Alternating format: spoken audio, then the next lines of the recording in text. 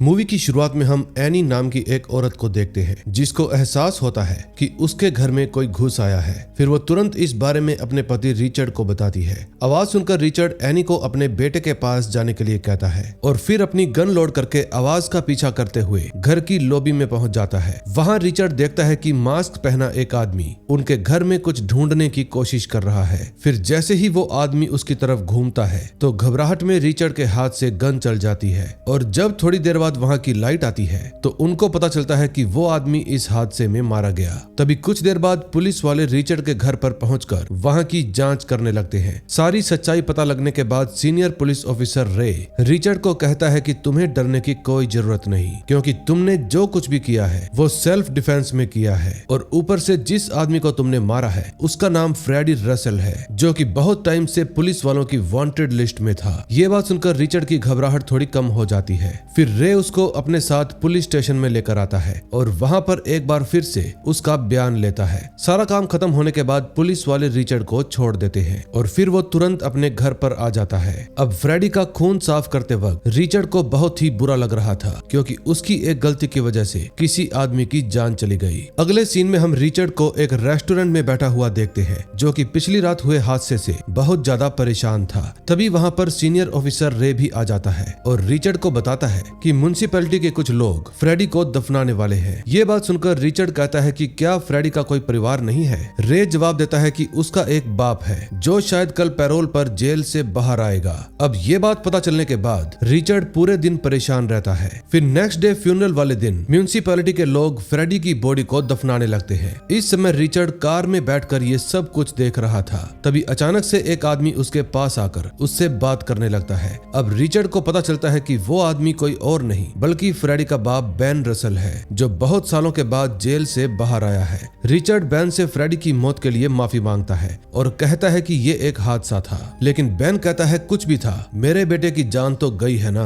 अब मैं तुम्हारे साथ भी ऐसा ही कुछ करूंगा। अब इस धमकी से रिचर्ड समझ जाता है कि बेन उसके बेटे को मारने की धमकी दे रहा है। अगले सीन में हम उसको एक फोन बूथ पर देखते हैं। वो अपनी पत्नी एनी को कॉल करके पुलिस स्टेशन आने के लिए कहता है और फिर तुरंत अपने बेटे को लेने के लिए स्कूल पहुंच जाता है। जब वो दोनों वहां से जा रहे थे तो रिचर्ड बेन को स्कूल के बाहर खड़ा देखता है। अब उसकी हालत और भी ज्यादा खराब होती जा रही थी। फिर वो जल्दी से अपने बेटे को कार में बिठाता है और सीधा पुलिस स्टेशन पहुंच जाता है। वहां जाकर रिचर्ड रे को सब कुछ बताते हुए कहता है कि बेन मेरे परिवार के लिए एक बहुत बड़ा खतरा है, लेकिन रे कहता है कि बेन तुम्हें कुछ नहीं करेगा, क्योंकि वो बहुत सालों बाद पैरोल पर जेल से बाहर आया है और अगर उसने कोई छोटी सी भी गलती की तो उसको तुरंत जेल में वापस भेज दिया जाएगा। फिर कुछ देर बाद जब रिचर्ड अपने घर पर पहुंचता है तो उसको अपने घर का दरवाजा टूटा हुआ मिलता है। फिर वो अपनी फैमिली से कहता है कि तुम लोग यहीं कार में रुको, मैं अंदर चेक करके आता हूँ। फिर रिचर्ड अपने हाथ में एक औजार लेकर धीरे धीरे घर के अंदर घुसने लगता है। फिर अंदर जाकर उसको अपने बेटे के बेड पर गन की बहुत सारी गोलियां पड़ी हुई मिलती है और उनको देखकर रिचर्ड समझ जाता है कि ये काम जरूर बेन का ही होगा, इसलिए वो तुरंत इस बारे में पुलिस को भी खबर कर देता है। फिर रात के वक्त रे अपनी पूरी टीम के साथ रिचर्ड के घर पर पहुंच जाता है और अब तो उसको भी ये पूरा मामला सीरियस लगने लगता है। फिर रे सिक्योरिटी रीजन से एक पुलिस वाले को घर के अंदर ही तैनात कर देता है और बाकी की टीम को घर से थोड़ी ही दूरी पर ड्यूटी पर लगा देता है, ताकि जैसे ही बेन यहाँ पर आए तो ये पुलिस वाले उसको रंगे हाथों पकड़ सके। लेकिन रे की टीम इस बात से अनजान थी कि बेन सुबह से ही रिचर्ड के घर में ही छुपा हुआ है। जब सब लोग सोने के लिए चले जाते हैं तो बेन चुपचाप बाहर आता है और फिर इस घर में मौजूद पुलिस वाले को बेहोश कर देता है। फिर वो सीधा रिचर्ड के बेटे के कमरे में जाता है और दूर से ही उसको घूरने लगता है। तभी थोड़ी देर बाद बारिश की आवाज से रिचर्ड की आंख खुल जाती है और जब वो पानी पीने के लिए कमरे से बाहर आता है तो उसको पता चलता है कि पुलिस वाला फर्श पर बेहोश पड़ा है। अब ये सब देखने के बाद रिचर्ड की हालत बहुत ज्यादा खराब हो जाती है। फिर वो जल्दी से अपने बेटे के कमरे की तरफ भागता है,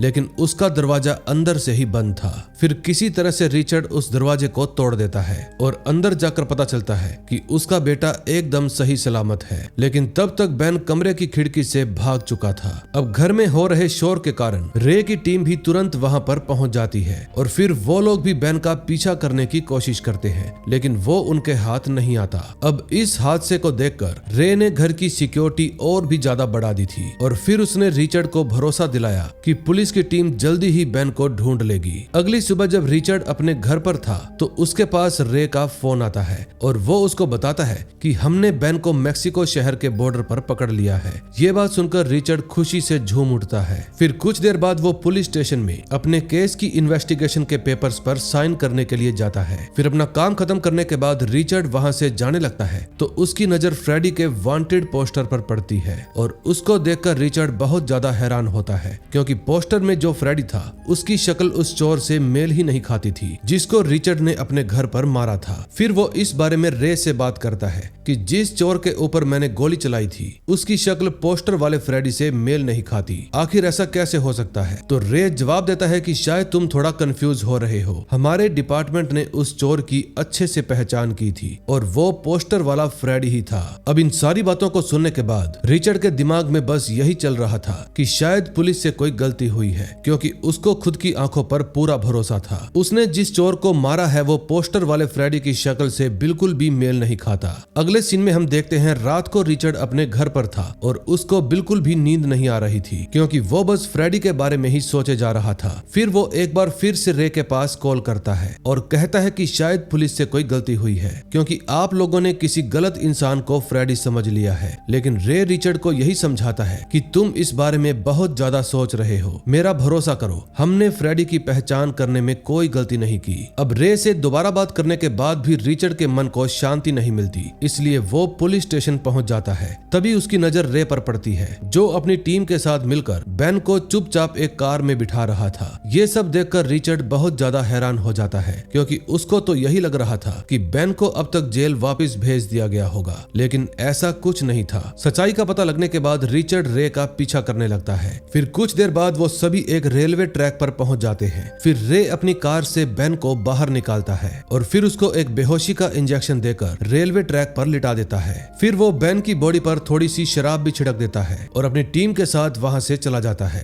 रिचर्ड दूर से ये सब कुछ देख रहा था। तभी कुछ देर बाद जब वहां पर ट्रेन आती है तो रिचर्ड सही मौके पर उसको रेलवे ट्रैक से हटाकर उसकी जान बचा लेता है। फिर अगली सुबह जब बैन की आंख खुलती है तो वो खुद को चेन से बंधा हुआ देखता है। असल में रिचर्ड उसको अपने एक पुराने घर पर लेकर आया था। फिर कुछ देर बाद वो बैन को पीने के लिए पानी देता है और कहता है कि मेरा भरोसा करो, मैंने तुम्हारे बेटे को नहीं मारा, जो कुछ भी हो रहा है उसमें पुलिस का हाथ है, क्योंकि वो जरूर हम दोनों से कुछ छुपा रहे हैं। बैन उसकी एक भी बात पर भरोसा नहीं करता, इसलिए रिचर्ड उसको अपने साथ फ्यूनरल वाली जगह पर लेकर जाता है और फिर वो दोनों एक साथ मिलकर फ्रेडी की कब्र को खोदने लगते हैं। वहाँ उनको जिस आदमी की बॉडी मिलती है वो असल में फ्रेडी था ही नहीं और साथ ही उस आदमी की सारी उंगलियां भी कटी हुई थी ताकि कोई भी उसकी जानकारी हासिल ना कर पाए। अब ये सब देखने के बाद बैन समझ जाता है कि रिचर्ड ने उसके बेटे को नहीं मारा। फिर वहाँ से निकलने के बाद वो दोनों एक रेस्टोरेंट में पहुंच जाते हैं और फ्रेडी के बारे में बात करने लगते हैं। उनको समझ में नहीं आ रहा था कि आखिर पुलिस वाले ये सब क्यों कर रहे हैं। तभी बैन फ्रेडी को ढूंढने का फैसला करता है, जिसके लिए वो एक जिम नाम के प्राइवेट इन्वेस्टिगेटर को फोन करता है जो कि उसका बहुत पुराना दोस्त भी था।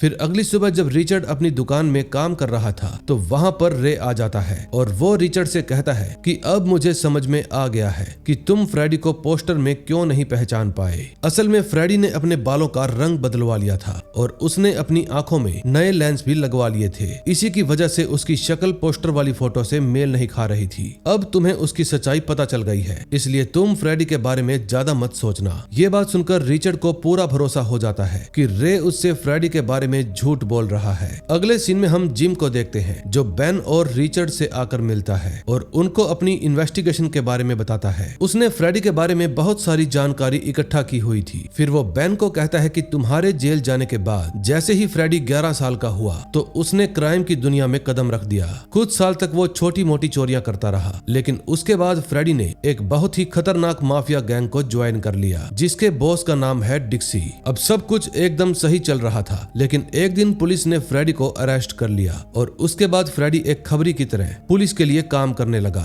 उसने अपनी गैंग की सारी जानकारी पुलिस तक पहुंचा दी, जिसकी वजह से डिक्सी माफिया गैंग पूरी तरह से बिखर गई। अब अब उनको भी समझ में आ गया था कि फ्रेडी पुलिस के लिए एक खबरी का काम करता है। फिर उनकी बची हुई गैंग किसी भी तरह से फ्रेडी को मारना चाहती थी। फिर इस मुसीबत का सामना करने के लिए पुलिस वालों ने फ्रेडी की एक नई पहचान बनवाई और फिर उसको मरा हुआ साबित करने के लिए उन्होंने एक चोर को फ्रेडी बनाया और उसको चोरी करने के लिए तुम्हारे घर पर भेज दिया, जिसको तुमने गलती से गोली मार दी। अब ये सब करके वो डिक्सी माफिया गैंग को भरोसा दिलाना चाहते थे कि फ्रेडी सच में मर चुका है। फिर जिम बेन को फ्रेडी की फोटो दिखाते हुए कहता है कि अब तुम्हारे बेटे का नया नाम है फ्रैंक और मैंने अपने कुछ दोस्तों की हेल्प से ये पता लगाया है कि पुलिस ने इस वक्त फ्रेडी को टेक्सास शहर में छुपा रखा है। फिर बेन और जिम फ्रेडी को ढूंढने के लिए टेक्सास शहर में जाने का फैसला करते हैं। रिचर्ड भी उनके साथ ही जाता है क्योंकि सारी सच्चाई जानने के बाद उसको भी इस केस में मजा आने लगा था। फिर रिचर्ड अपनी पत्नी एनी को बहाना लगाता है कि वो एक मीटिंग के सिलसिले में शहर से कुछ दिनों के लिए बाहर जा रहा है ताकि एनी उसकी चिंता ना करे। फिर जल्दी ही वो तीनों टेक्सास शहर में पहुंच जाते हैं और वहां जाकर जिम सबसे पहले कुछ कॉल रिकॉर्ड्स के जरिए फ्रेडी के घर का एड्रेस पता कर लेता है। फिर वो तीनों उस एड्रेस पर पहुंच जाते हैं लेकिन वहां पर उनका एक आदमी से झगड़ा हो जाता है। जिम और बेन किसी तरह से उस आदमी को ठिकाने लगा देते हैं और तलाशी करने पर बेन को पता चलता है कि वो फ्रेडी का दोस्त है। अब इन लोगों को वहां पर फ्रेडी तो नहीं मिलता लेकिन उसके दोस्त की कार के अंदर कुछ टेप रिकॉर्ड्स मिल जाते हैं। फिर बेन फैसला करता है कि वो ये सारी टेप रिकॉर्ड्स अपने साथ लेकर जाएगा। फिर घर पर आने के बाद जिम उनमें से एक टेप रिकॉर्ड को प्ले करता है और उसको देखकर सबके होश उड़ जाते हैं क्योंकि वो एक अडल्ट मूवी थी जिसमें फ्रेडी भी मौजूद था। फिर जब रिकॉर्डिंग खत्म होने लगती है तो फ्रेडी उस लड़की को एक बेसबॉल बैट से बेरहमी से मार डालता है। फिर बाकी की टेप रिकॉर्ड्स चेक करने पर भी यही पता चलता है कि इनमें भी सेम वैसी ही वीडियो है, जिनको देखकर बेन पूरी तरह से टूट जाता है। अब वो समझ चुका था कि उसका बेटा ये सब कुछ पैसे कमाने के लिए नहीं कर रहा था बल्कि उसको दूसरों की जान लेने में मजा आता है। अगले सीन में हम रिचर्ड और जिम को आपस में बात करते हुए देखते हैं। रिचर्ड कहता है कि हमें ये सारी टेप रिकॉर्ड्स पुलिस को दे देनी चाहिए ताकि वो लोग फ्रेडी को अरेस्ट कर ले, लेकिन जिम उसको समझाता है कि फ्रेडी तो पहले से ही पुलिस की प्रोटेक्शन में है, पुलिस वाले उसको कुछ भी नहीं कहेंगे क्योंकि उसके जरिए उनको शहर के सभी बड़े गैंगस्टर की खबर मिलती है। मेरे हिसाब से शायद पुलिस उन टेप रिकॉर्ड्स के बारे में जानती है लेकिन फिर भी वो कोई सख्त एक्शन नहीं ले रहे क्योंकि फ्रेडी जिन लड़कियों के साथ गलत करता था वो सभी इमिग्रेंट्स हैं जो इलीगल तरीके से काम की तलाश में टेक्सास शहर में आती हैं। अगर इन लड़कियों की जान भी चली जाए तो किसी को कोई फर्क नहीं पड़ता क्योंकि समाज में इनकी कोई भी पहचान नहीं है। अब बेन के दिल में भी अपने बेटे फ्रेडी के लिए धीरे धीरे नफरत बढ़ती जा रही थी। फिर एक दिन बेन फैसला करता है कि वो अपने हाथों से अपने बेटे फ्रेडी की जान लेगा ताकि आगे चलकर उसको अपनी लाइफ में किसी भी बात का अफसोस ना रहे। फिर फ्रेडी को खत्म करने के लिए बेन रिचर्ड और जिम की हेल्प मांगता है क्योंकि वो ये काम अकेला नहीं कर सकता था। वो दोनों भी बिना कोई सवाल जवाब किए उसकी हेल्प करने के लिए राजी हो जाते हैं। अब ये तीनों एक साथ मिलकर कुछ दिनों तक फ्रेडी के घर पर नजर रखते हैं और आखिरकार बेन अपने बेटे को पूरे 20 साल बाद दोबारा से देखता है। फ्रेडी और उसका दोस्त अपनी कार में बैठकर कहीं पर जाने लगते हैं। तभी ये तीनों भी उनका पीछा करना शुरू कर देते हैं। कुछ देर बाद फ्रेडी की कार एक वीडियो लाइब्रेरी स्टोर के पास जाकर रुकती है और बेन को पता चलता है कि वो स्टोर फ्रेडी का ही है। फिर रिचर्ड थोड़ी बहुत और जानकारी हासिल करने के लिए स्टोर के अंदर जाता है और वहां उसकी मुलाकात फ्रेडी से हो जाती है। फ्रेडी से बात करते वक्त रिचर्ड बहुत ज्यादा घबरा रहा था लेकिन किसी तरह से वो फ्रेडी से उसके स्टोर बंद होने का टाइम पूछकर वहां से बाहर आ जाता है। अगले सीन में हम बेन, जिम और रिचर्ड को उनके घर पर देखते हैं। वो तीनों रात के वक्त फ्रेडी को मारने का प्लान बना रहे थे। फिर अपने सारे हथियार जमा करने के बाद वो तीनों पूरी तैयारी के साथ ठीक 11 बजे फ्रेडी के घर पर पहुंच जाते हैं। तभी कुछ देर बाद फ्रेडी भी वहां पर आ जाता है लेकिन इससे पहले कि ये तीनों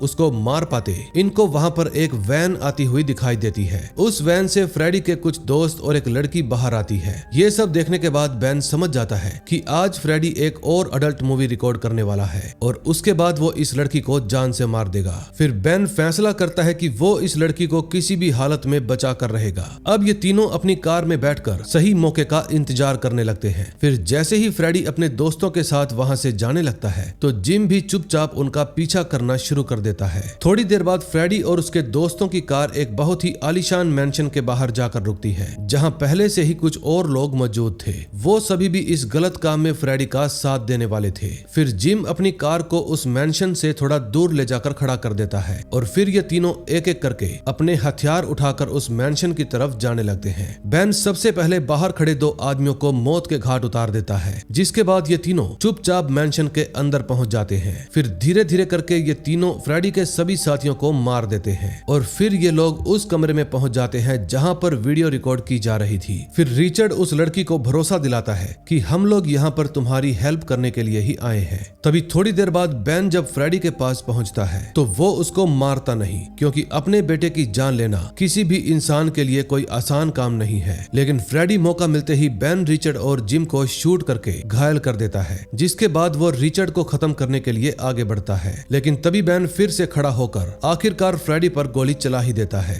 और उसको मारने से पहले बेन उसको ये बताता है कि मैं ही तुम्हारा पिता हूँ और मुझे इस बात का बहुत ही अफसोस है। फिर इतना कहने के बाद बेन बिना कुछ सोचे समझे फ्रेडी को मौत के घाट उतार देता है और फिर जोर जोर से रोने लगता है। कुछ देर बाद बेन की भी मौत हो जाती है, क्योंकि उसके पेट में एक गोली लग गई थी। अब रिचर्ड और जिम उस लड़की को मैंशन से बाहर लाने के बाद वहाँ पर आग लगा देते हैं, ताकि यहाँ पर जो कुछ भी हुआ उसके सारे सबूत मिट जाएं। अगले सीन में हम रिचर्ड को जिम के साथ बैठा हुआ देखते हैं और वहाँ पर वो लड़की भी मौजूद थी जिसको वो अपने साथ बचा कर लाए थे। फिर ये तीनों ही बेन को याद करके बहुत ज्यादा उदास हो जाते हैं। इसके बाद रिचर्ड अपना बैग लेकर वापस अपने घर की तरफ निकल पड़ता है और इसी के साथ इस मूवी का एंड हो जाता है। दोस्तों, मुझे पूरा यकीन है आपको ये मूवी पसंद आई होगी, इसलिए वीडियो को लाइक करके अपने दोस्तों के साथ जरूर शेयर करना और चैनल सब्सक्राइब करना बिल्कुल भी मत भूलना। मैं मिलूंगा आपसे ऐसी ही और मजेदार मूवी के साथ। Till then, bye bye.